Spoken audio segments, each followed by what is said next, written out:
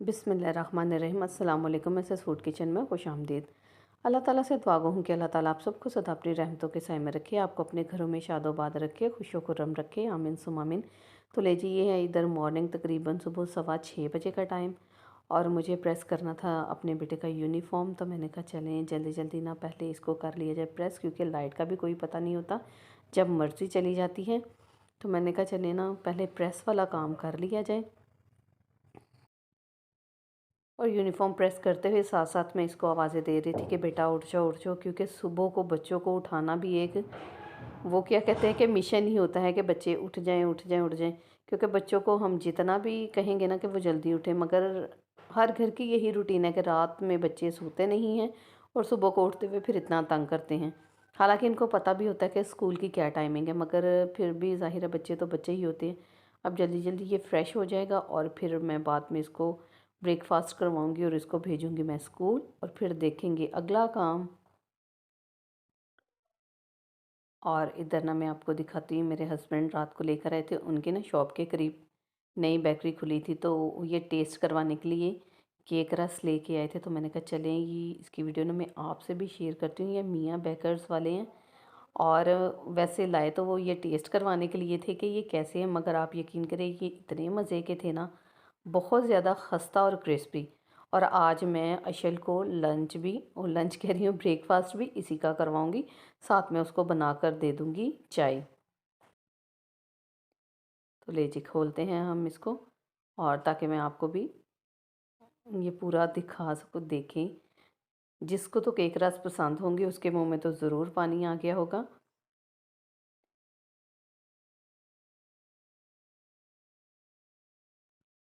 और इधर मैं बनाने लगी थी चाय, मगर अशर ने मुझे बोला कि नहीं मामा जी मैंने चाय नहीं पीनी, मुझे बस आप दूध ही गर्म करके दे दें। तो फिर दूध मैं रात को ही बॉईल करके रखती हूँ।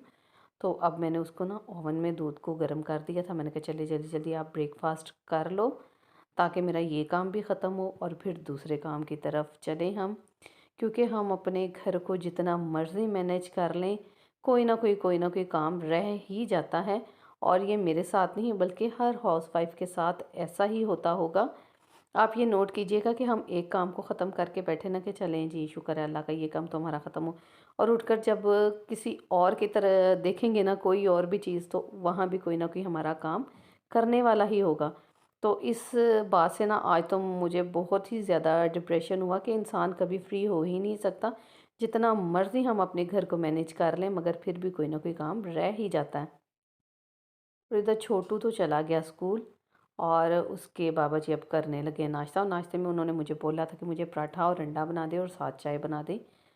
तो मैंने उन्हें भी बना दिया। अब ये भी नाश्ता करके चले जाएंगे, और फिर मैं कर लूँगी खुद नाश्ता, और फिर देखेंगे कि आज घर की क्या रूटीन है, या आज घर के कौन कौन से काम हैं जो हमें करने ही करने हैं।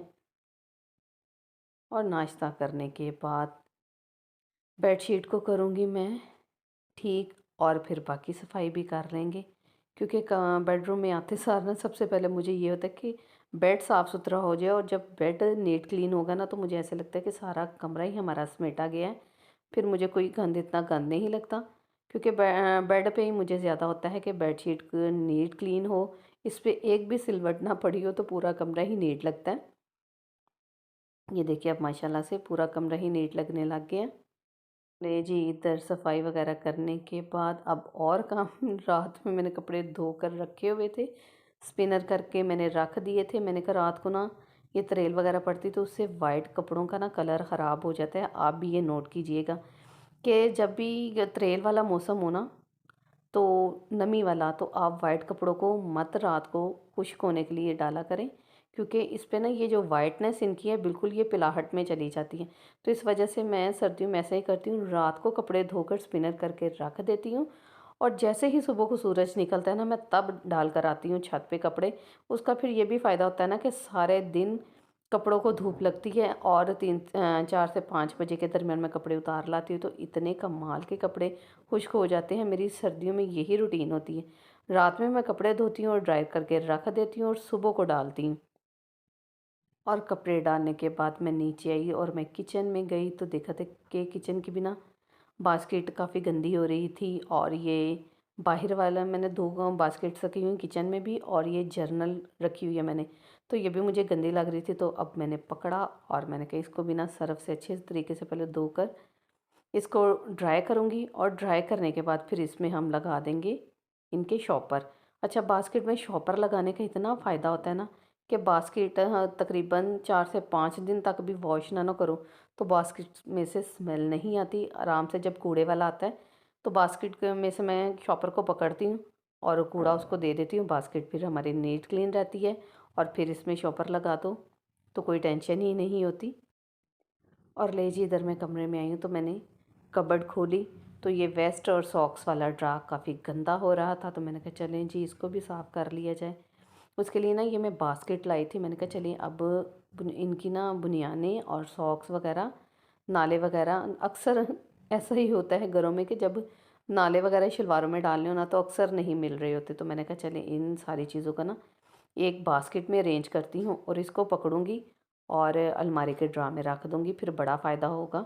और वाक़ई इसका मुझे काफ़ी ज़्यादा फ़ायदा हुआ है। आराम से अब जिसको भी जो चीज़ चाहिए हो पता है कि इस बास्केट में पड़ी है, और फिर इसको उठाते हैं और इस्तेमाल कर लेते हैं। और ये देखिए जुराबों के ना जोड़े में ऐसे रखती हूँ, एक जुराब के अंदर उसकी दूसरी जुराब डाल देती हूँ। तो इससे ये फ़ायदा होता है कि ढूँढने नहीं पड़ते कि एक पाँव जुराब का ये है तो दूसरा किधर है। इसका बड़ा फ़ायदा होता है। और सर्दियों में तो हर घर में सॉक्स का बड़ा मसला होता है, जितनी भी हों उतनी ही कम होती हैं। और अब सॉक्स भी मैंने रख ली, और ये 2 चादर्स हैं मेरी, ये भी इसमें रख दूँगी और 7 नाले भी इसमें सेट कर दूँगी। और फिर ये बास्केट पकड़ूँगी मैं, ये नाले भी मैंने रख दिए और बास्केट पकड़ूँगी और अलमारी के ड्रॉ में रख दूँगी। ये इधर मैंने कपड़े हैंग किए और नीचे जगह है, इधर मैं आराम से वो बास्केट वेस्ट वाली और सॉक्स वाली पकड़ूँगी और रख दूँगी। और इसका ये फ़ायदा होगा ना कि सुबह को तैयार होते हुए जब जिसको जिस चीज़ की ज़रूरत होगी आराम से इससे पकड़ेगा और इस्तेमाल कर लेगा, टाइम भी बच जाएगा और शोर शराबा भी नहीं होगा चीज़ों को ढूंढते हुए। सारे काम समेटने के बाद अब मैं आ चुकी हूँ किचन में, और मुझे बनाने हैं बच्चों के लिए पैटी बर्गर। उसके लिए मैंने कीमा, चिकन का कीमा लिया और सारे बेसिक मसाले जितने भी मेरे पास मौजूद थे वो डाल लिए हैं। थोड़ा सा प्याज डाला है और साथ ही मैंने हरा धनिया और पुदीना डाला, और अब सारी चीज़ों को कर लेंगे मिक्स। और इसमें मैंने ना थोड़ा सा भुना हुआ बेसन भी शामिल किए। अब मैं ऑयल लगाऊंगी हाथों पे और पैटी बना लेंगे, यानी कि चिकन की हम टिक्की बना लेंगे जितनी हमें पैटी बर्गर के लिए चाहिए। ये देखिए ऐसे रोल करेंगे और इसको हम फिर फ्लैट कर लेंगे। और आप ये मेरी फिंगर देख रही हैं रेड रेड, ये ना बर्गर बनाने से पहले मैंने आलू कट किए थे, क्योंकि मुझे बर्गर बनाने हैं बच्चों के लिए, और साथ ही मैं बना लूँगी आलू मेथी, तो उसके लिए मैंने आलू काट किए थे जिसका निशान मेरे हाथों पे लगा हुआ है। और अब ये देखें पैटी बर्गर के लिए बना ली है मैंने टिक्की, और इसको हम पहले ब्रेड क्रम्स में करेंगे कोट, और फिर हम अंडे में कोट करेंगे। अंडे को फेंटते मैंने इसमें थोड़ा सा नमक डाला था और साथ ही मैंने दूध भी डाला था, आपको अंडे की रंगत से पता चल रहा होगा। और इसको अच्छे से कोट करने के बाद ना हम अंडे में इसको डिप कर लेंगे। और ये ब्रेड क्रम्स मेरे होममेड हैं, बाज़ार वाले नहीं हैं। और अगर आप ब्रेड क्रम्स में या अंडे में डिप नहीं करना चाहते तो आप वैसे भी सिंपली बनाकर इनको फ्राई कर सकते हैं, वैसे भी टेस्ट अच्छा आता है, मगर ऐसे भी बहुत अच्छा आता है। अब आप पे डिपेंड करता है कि आपको कौन सा स्टाइल पसंद है। और ऑयल को मैंने पहले से प्रीहीट होने के लिए रखा हुआ था, और अब मैं ऐसे ही वन बाय वन करके इसको फ्राई करती जाऊंगी। क्योंकि ना ऑयल मुझे काफ़ी ज़्यादा लग रहा था तो मैंने थोड़ा सा निकाल लिया था, मुझसे पहले ना ज़्यादा पड़ गया था। और फिर जब मैंने पहली इसमें वो डाली ना टिक्की, तो मुझे ज़्यादा लग रहा था तो मैंने उसको निकाल लिया। और अब उसी अंडे वाले मिक्सचर में मैं ये पैटियाँ जो है ना बर्गर वाली, इसको डिप करूँगी और इसको भी हम फ्राई कर लेंगे। इससे आप यकीन जाने कितना मज़े का टेस्ट आया था। नहीं, ये मैं अपने हस्बैंड के साथ एक दफ़ा बर्गर लेने गई थी, तो ये बर्गर कॉर्नर वाले ने ना ऐसे किया था, तो मुझे भी ये स्टाइल बड़ा पसंद आया था, बल्कि इससे टेस्ट भी बर्गर का ना बढ़ जाता है।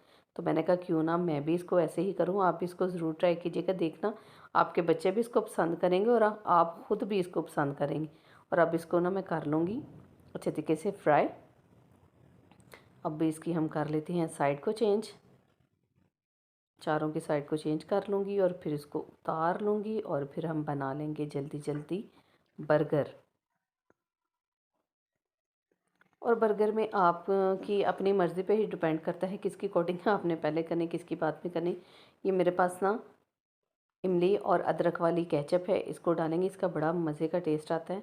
और फिर मायोनीज़ मैंने कैबेज में मिक्स करके रखी है, वो डाल देंगे।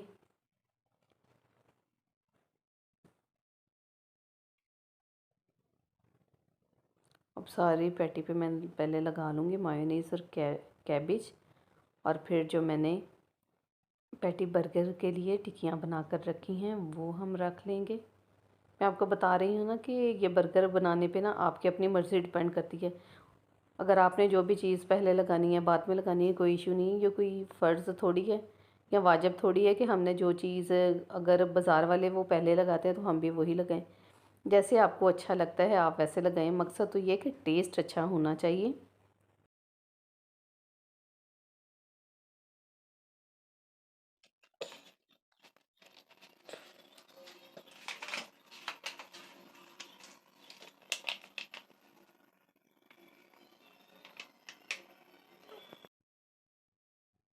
और अब इसमें मैं लगा लूँगी केचप, और केचप लगाने के बाद इस पे भी हम स्प्रेड कर देंगे अच्छे तरीके से।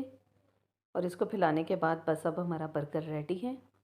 और अब मैं करूँगी अपने हस्बैंड का वेट, और वो जब आएंगे तब हम सब मिलकर खाएंगे और साथ पियेंगे मज़ेदार कोक। और ये पैटियाँ मैं रेडी करके रख दूँगी, जब फिर वो आएंगे ना फिर हम इसको ओवन में गर्म करेंगे और फिर खाएंगे, क्योंकि मैंने कहा चले उनके आने से पहले बन जाए, टाइम भी बच जाए। और बर्गर बनाने के बाद किचन में जो गंद पड़ा था फिर उसको समेटा, और फिर मेरे हस्बैंड आ गए, फिर हम सब ने मिलकर बर्गर खाए, कोल्ड ड्रिंक पी, बहुत इंजॉय किया। और सबसे लास्ट काम रह गया मेरा दही लगाने का। तो अब मैंने दूध को ना गरम कर लिया था, अब इसको मैं ठंडा करूँगी ऐसे ही फेंट फेंट के। इसका तो एक ये फ़ायदा होगा कि ऊपर मलाई भी आ जाएगी दूध के। और अब मैं दही लूँगी और इसको जाग लगा दूँगी, और जाग लगाने के बाद ना इसको गर्म कपड़े में मैं लपेट कर रख दूँगी और सुबह तक बड़ी ज़बरदस्त सी दही बन जाएगी। तो लीजिए, आपने देखा होगा कि सारा दिन ही कैसे बिज़ी गुज़रा, एक काम को ख़त्म करो तो दूसरा शुरू हो जाता है। तो अपने आज के व्लॉग का मैं एंड यहीं पे करूँगी। तो जो अभी तक मेरे चैनल पे नहीं है वो मेरे चैनल को लाइक करें, सब्सक्राइब करें, और हाँ, कमेंट बॉक्स में कमेंट देना बिल्कुल मत भूलें। और साथ में दिए गए बेल आइकन को ज़रूर प्रेस करें, उससे मेरी हर नई आने वाली वीडियो की नोटिफिकेशन सबसे पहले आप तक पहुंचेगी। और नोटिफिकेशन पहुंचेगी तो जाहिर है आपको अच्छे अच्छे व्लॉग्स देखने को मिलेंगे, अच्छी अच्छी टिप्स देखने को मिलेंगी। नेक्स्ट व्लॉग के लिए देखते रहें एसएस फूड किचन। अल्लाह हाफिज़।